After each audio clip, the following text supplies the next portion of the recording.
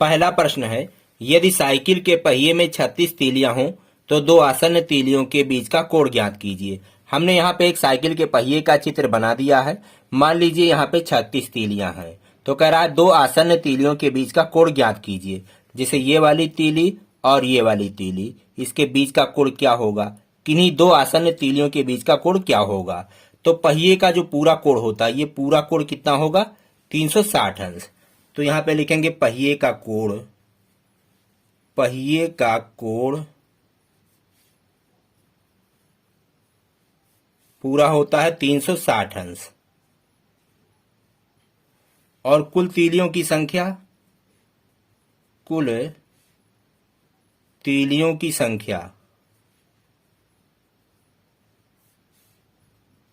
संख्या वो बराबर है 36। तो दो आसन्न तीलियों के बीच का कोण, तो बीच का कोण, दो आसन्न तीलियों के बीच का कोण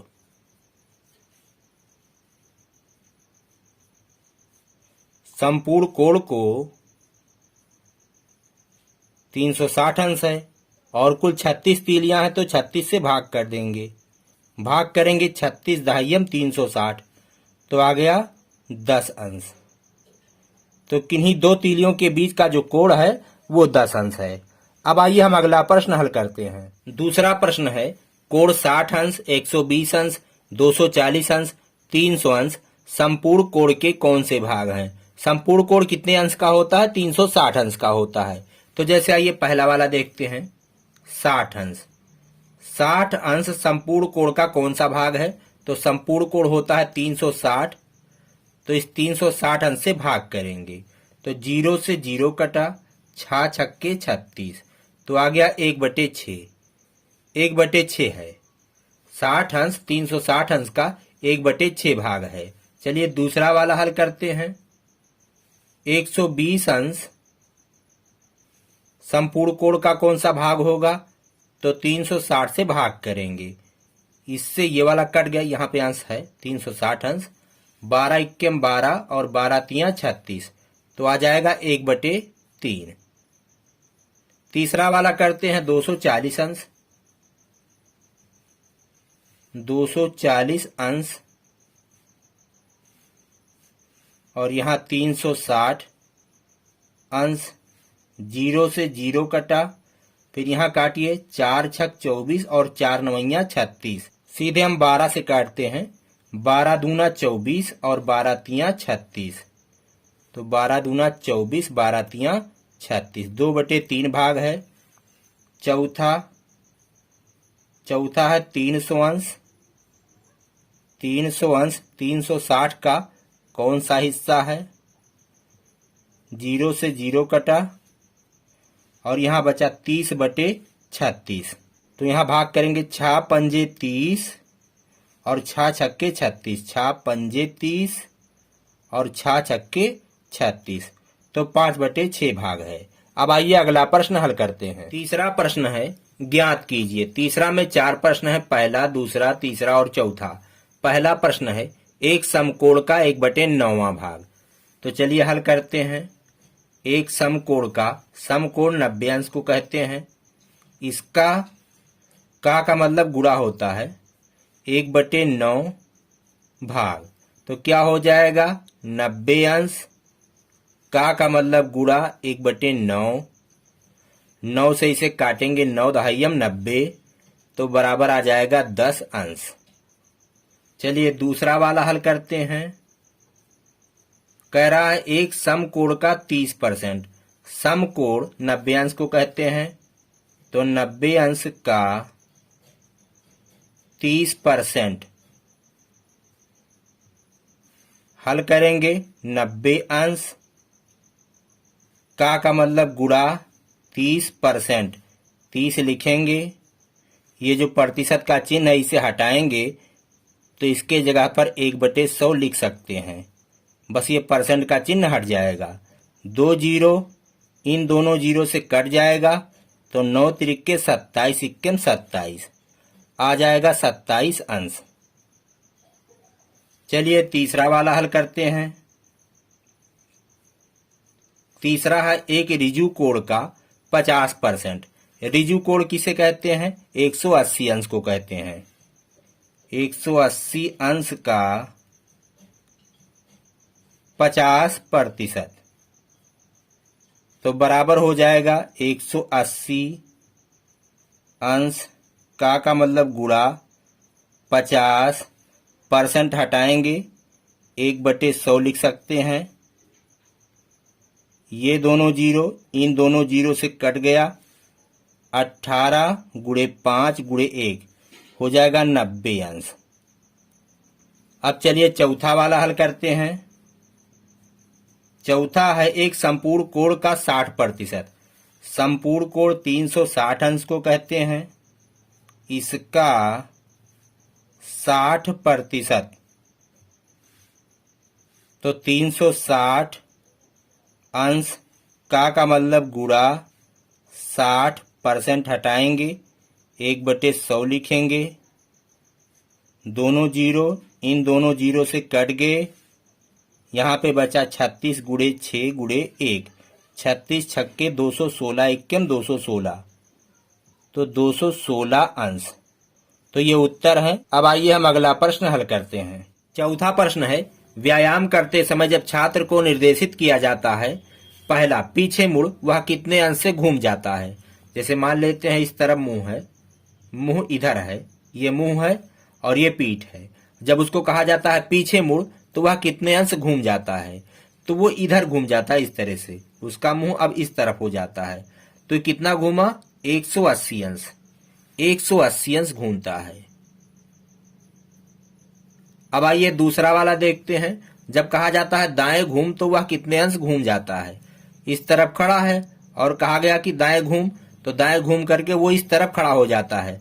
तो कितने अंश घूमा? 90 अंश। तो यहां लिखेंगे 90 अंश। अब आइए अगला प्रश्न हल करते हैं। पांचवा प्रश्न है, निम्नांकित कोणों को उनके परिमाण के आधार पर वर्गीकृत कीजिए। तो आइए सबसे पहले जान लेते हैं। पहला टाइप जो होता है शून्य कोण। शून्य कोण, 0 अंश के कोण को शून्य कोण कहते हैं। दूसरा जो होता है समकोण, 90 अंश के कोण को समकोण कहते हैं। तीसरा जो होता है सरल कोण या ऋजु कोण, उसी का दो नाम है, आप ऋजु कोण कहिए या सरल कोण कहिए। 180 अंश के कोण को सरल कोण या ऋजु कोण कहते हैं। चौथा है संपूर्ण कोण, 360 अंश के कोण को संपूर्ण कोण कहते हैं। उसके बाद आता है पांचवा न्यून कोण। 0 अंश से ज्यादा और 90 अंश से कम का अगर कोई कोण है तो उसे न्यून कोण कहेंगे। छठवां है अधिक कोण। अधिक कोण 90 अंश से ज्यादा है और 180 अंश से कम है तो उसे अधिक कोण कहेंगे। सातवां है विरहद कोण। 180 अंश से ज्यादा और 360 अंश से कम है तो उसे विरहद कोण कहेंगे। अब यहाँ पे आइए हम लिखते हैं 0 अंश का कोण कैसा कोण है? शून्य कोण है, तो ये शून्य कोण है। 30 अंश कैसा है? 30 अंश न्यून कोण है।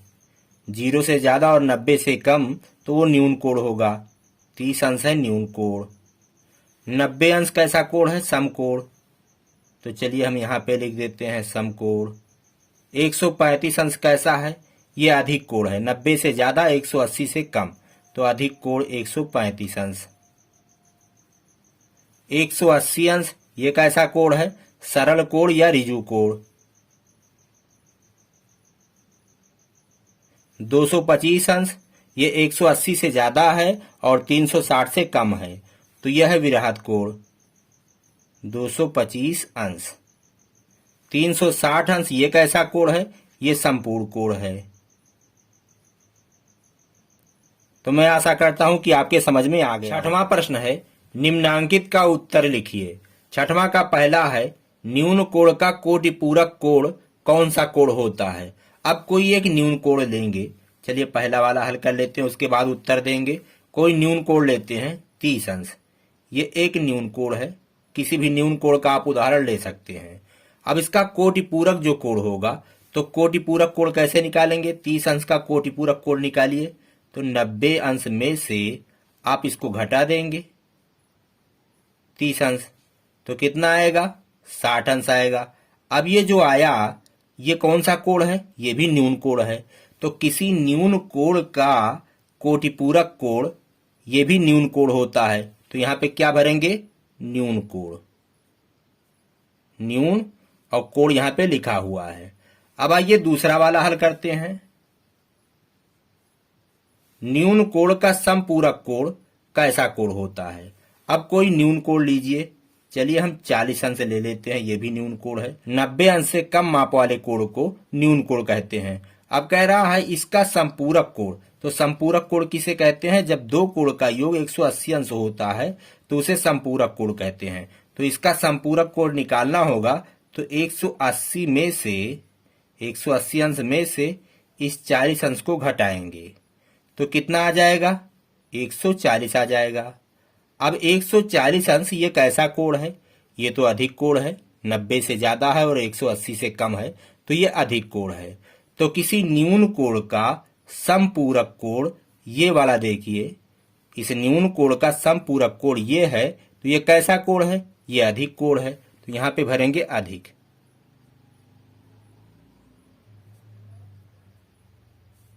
अब आइए तीसरा वाला देखते हैं।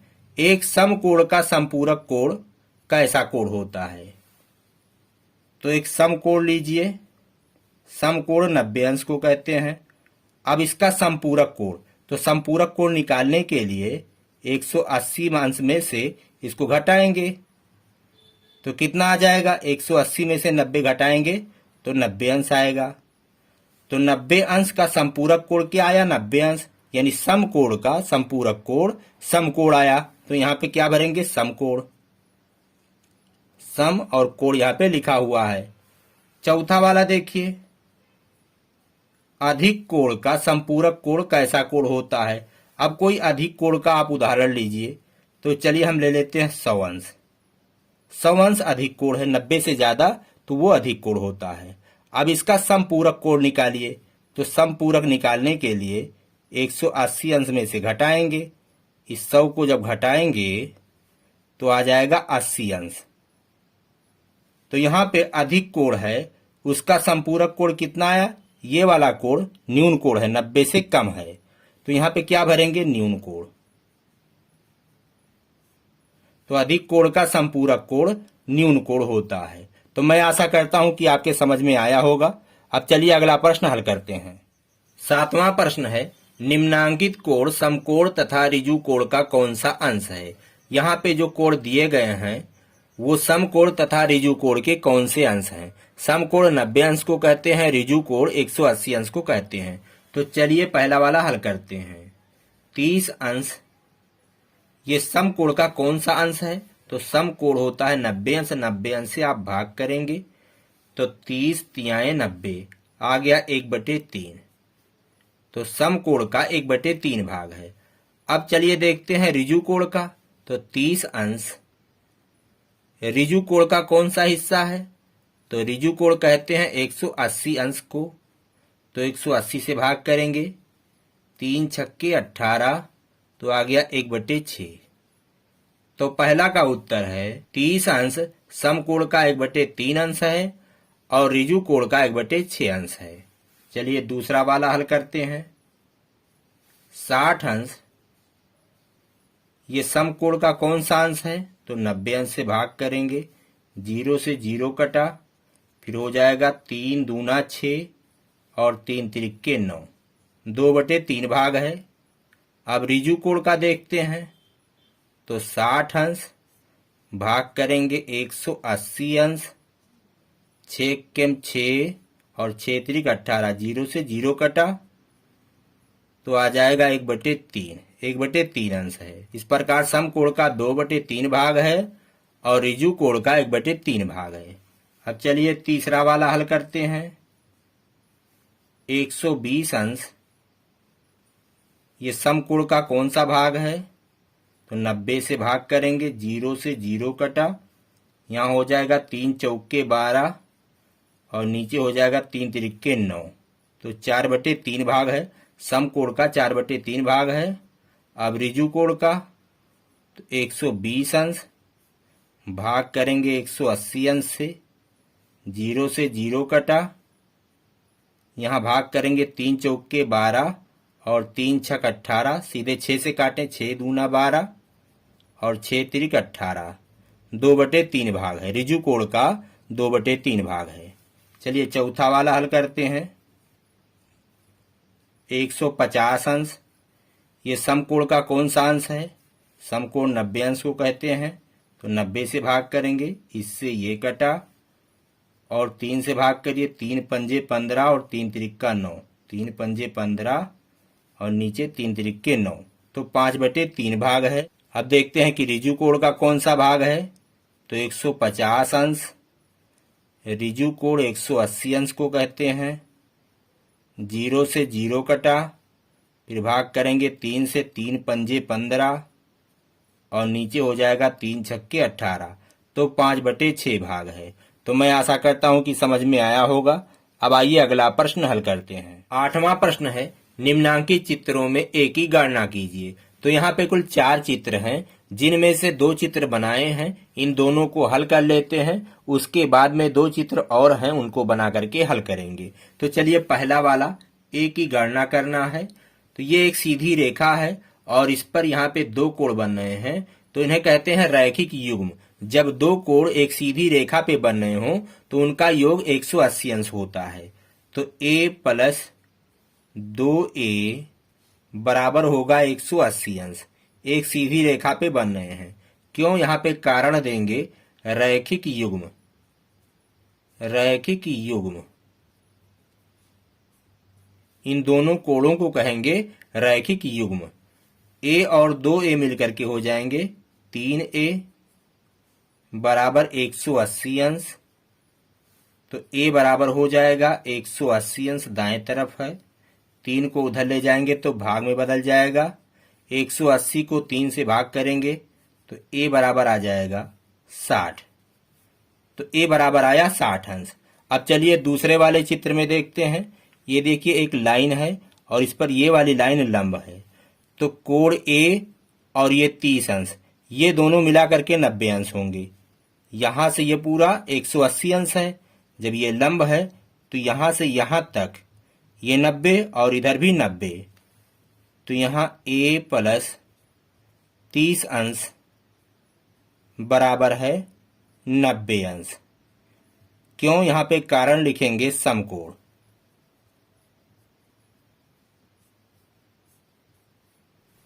तो a बराबर 90 अंश, 30 को उधर ले जाएंगे तो -30 हो जाएगा।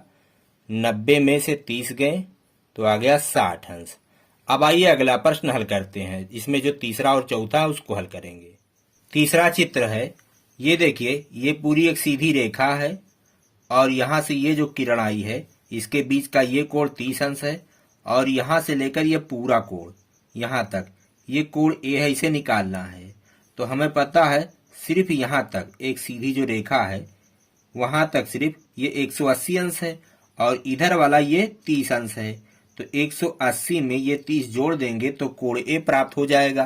तो a बराबर होगा 180 अंश + 30 अंश,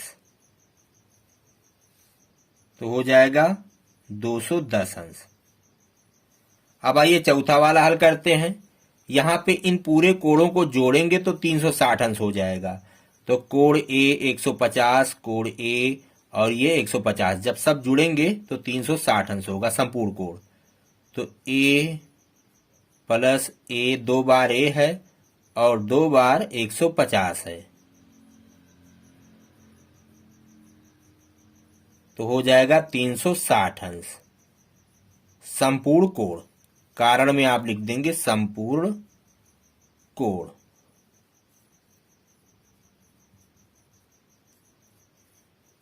अब इधर a और a मिलकर के 2a हो गए।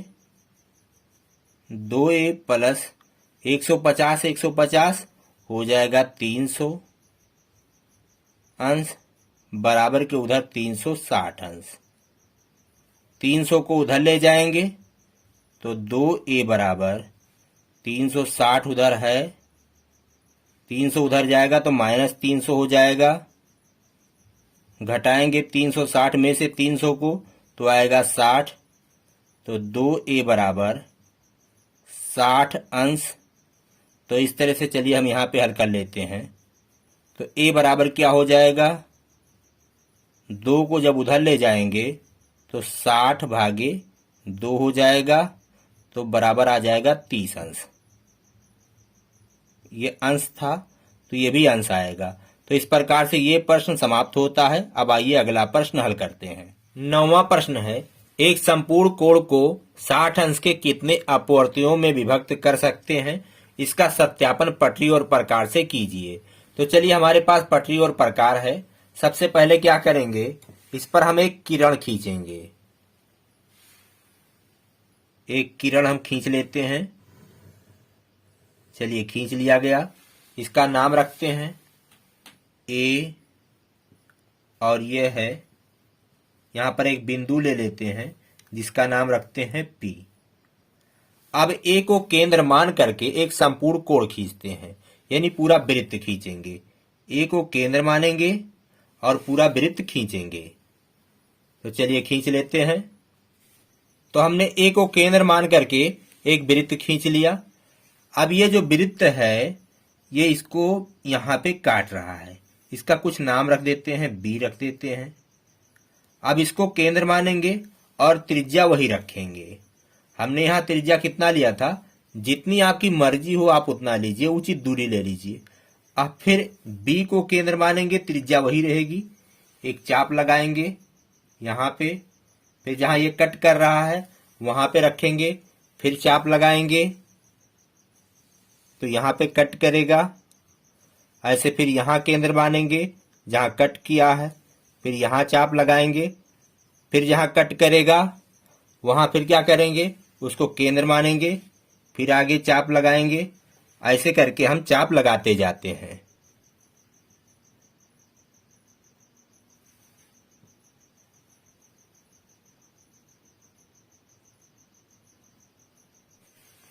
तो हमने ये ए बी दूरी ले करके और उसको केंद्र मान करके चाप लगाया है। एक बार इसको केंद्र माना, यहाँ चाप लगाया, इसको केंद्र माना, यहाँ चाप लगाया। तो इन सब बिंदुओं को हम नोट कर लेते हैं। बी, ये सी है, ये डी है, ये वाला बिंदु ई है, ये एफ है, ये जी है। अब इन सबको ए से मिलाएंगे।